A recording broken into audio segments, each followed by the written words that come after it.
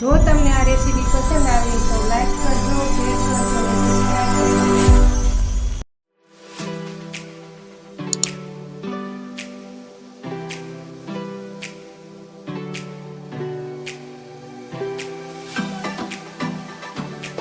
બધાને જય શ્રી કૃષ્ણ અને જય માતાજી. હું સગુણાબેન આદેશ સુરતથી આપ સૌનું મારા કિચનમાં સ્વાગત છે. તો આજે આપણે બનાવીશું ભરેલા ગુવારનું શાક, સ્વાદથી ભરપૂર. તો ચાલો રેસીપી શરૂ કરીએ.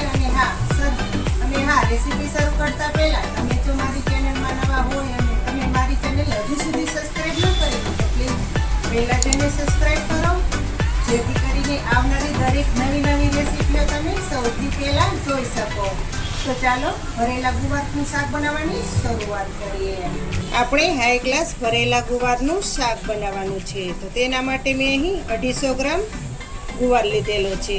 એકદમ જાડો અને લાંબી સીંગ આવે તે લેવાની છે. આપણે ચટપટો મસાલો બનાવવા માટે મેં અહીં 1 વાટકી ફરસાણ લીધેલું છે. જે મસાલા ગાંઠિયા આવે તે લીધેલા છે. મસાલા ગાંઠિયાની જગ્યાએ તમે ચણાના લોટનો પણ ઉપયોગ કરી શકો છો. લીલું લસણ લીધેલું છે, તેની પણ સરસ એવી પેસ્ટ કરી લીધેલી છે. 1 વાટકી શેકેલા દાણા લીધેલા છે. 2 ચમચી તલ, ડુંગળીની પેસ્ટ કરેલી છે. 1 ટમેટાની પેસ્ટ બનાવેલી છે. લસણવાળી ચટણી લીધેલી છે. સૌ પ્રથમ તો પહેલાં આપણે આ ગુવારને ધોઈ લેશું. આ રીતે ધોઈ લેવાનો, જેથી કરીને ઉપર જે માટી રહેલી હોય તે નીકળી જાય. સૌ પ્રથમ પહેલાં આપણે મસાલો તૈયાર કરીશું. તેમાં જે ફરસાણ લીધેલું છે તે થાળીમાં નાખી દેશું. માંડવીના દાણા પણ સાથે નાખશું. 2 ચમચી તલ નાખશું. 3 વસ્તુને ખાંડી લેશું અને સરસ મજાનો ઝીણો પાવડર તૈયાર કરશું.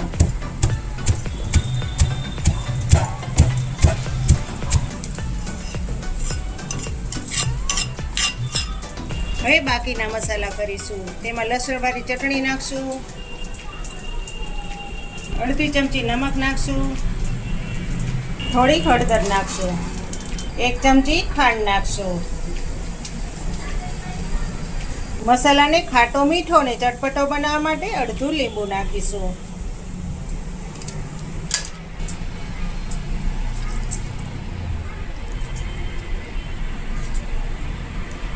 એક ચમચી લસણની પેસ્ટ નાખીશું. હવે બધું મિક્સિંગ કરી લેશું.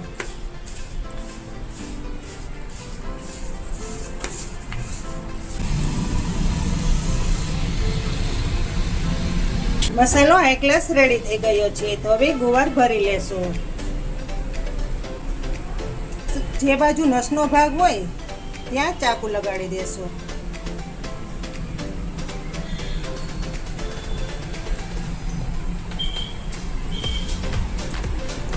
આ રીતના ચીરો કરી લેવાનો ને વચ્ચે મસાલો ભરી લેશું.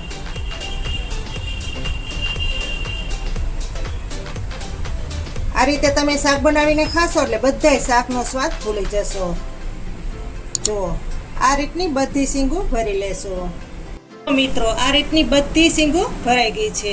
જોઈ શકો છો ને, આ રીતે ગોઠવવાની, જેથી કરીને આરામથી બફાઈ જાય. ને આટલો મસાલો વધ્યો છે તે ઉપરથી નાખીશું. હવે આ સીંગુને બફાવા મૂકી દેશું. એની ઉપર જારી મૂકી દેશું. ઉપરથી થાળી ઢાંકી દેશું, જેથી કરીને વરાળમાં ઝડપથી બફાઈ જાય. ગુવારને જોઈ લેશું.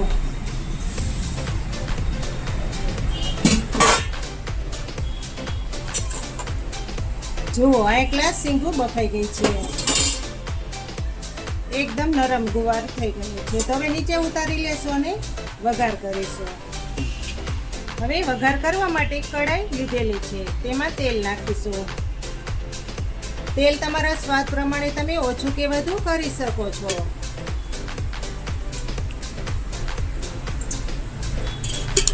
આપણે 2 પાવરા તેલ નાખ્યું છે. તેલ ગરમ થઈ જાય પછી 1 ચમચી રાઈ નાખશું. રાઈને સરસ સાતળવા દેશું.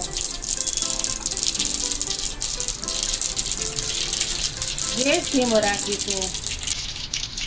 અડધી ચમચી આખું જીરું નાખશો, તેને પણ સાતળી લેશું. અડધી ચમચી હિંગ નાખશું. લસણની પેસ્ટ નાખશું.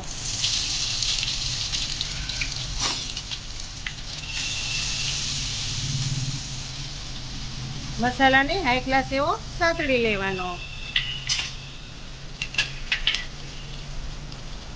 હવે કાંદાની પેસ્ટ નાખશું.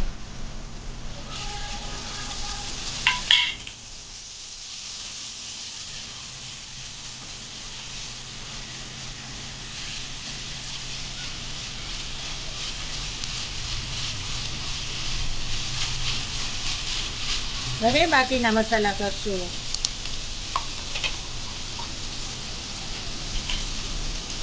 અડધી ચમચી હળદર પાવડર,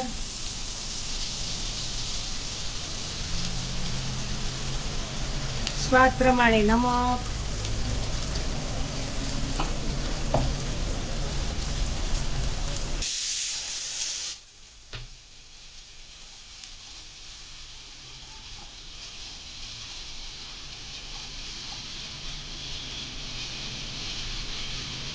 જુઓ મસાલો હાઈ ક્લાસ સતળાઈ ગયો છે. હવે ટમેટાની પેસ્ટ નાખી દેશું.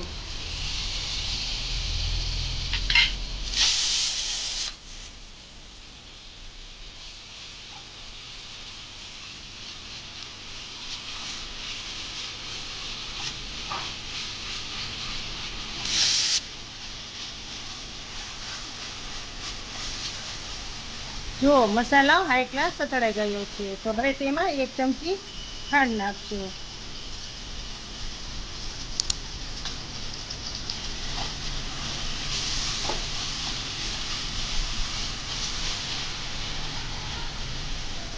એક ચમચી કાશ્મીરી લાલ મરચાંનો પાવડર નાખશું.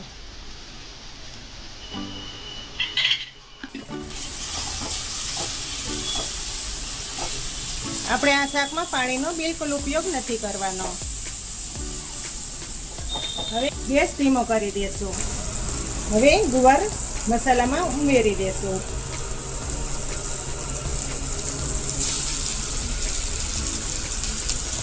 તમે પણ આ રીતથી ચોક્કસથી શાક બનાવજો, આંગળા ચાટતા રહી જશે.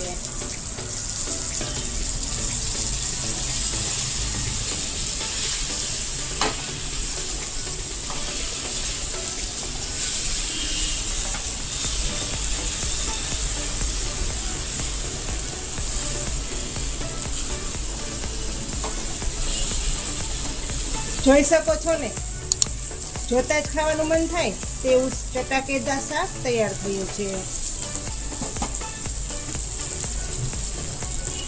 હવે તેમાં આપણે બાકી રહેલો તો મસાલો તે ઉપરથી વેરી દેશું.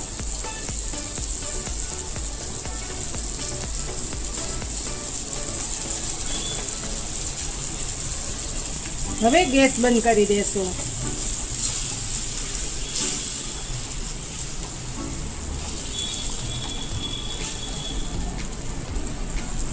હવે ગરમા ગરમ શાકને સર્વ કરશો.